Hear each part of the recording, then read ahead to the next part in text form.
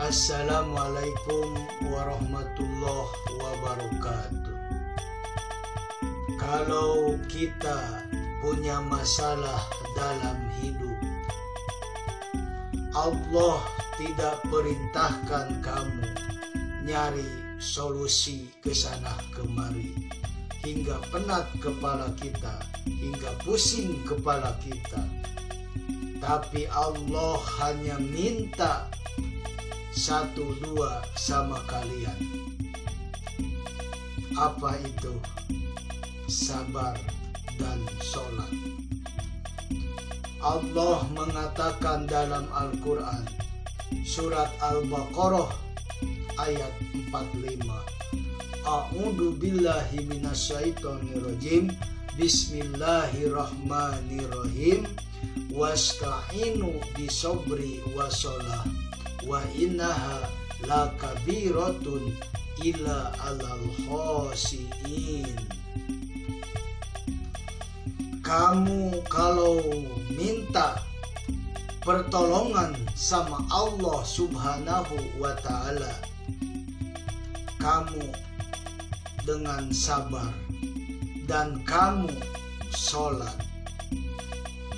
Wa innaha lakabiratun, dan sesungguhnya ia sungguh sholat itu benar-benar berat. Ila alal khosiin, kecuali atas orang-orang yang khusyuk. Kamu jangan sok-sok mikir, jangan banyak-banyak mikir. Tapi kalau sekedar mikir, ya boleh-boleh saja. Tapi itu kan asesnya Allah Subhanahu wa ta'ala. Kamu boleh-boleh saja berusaha,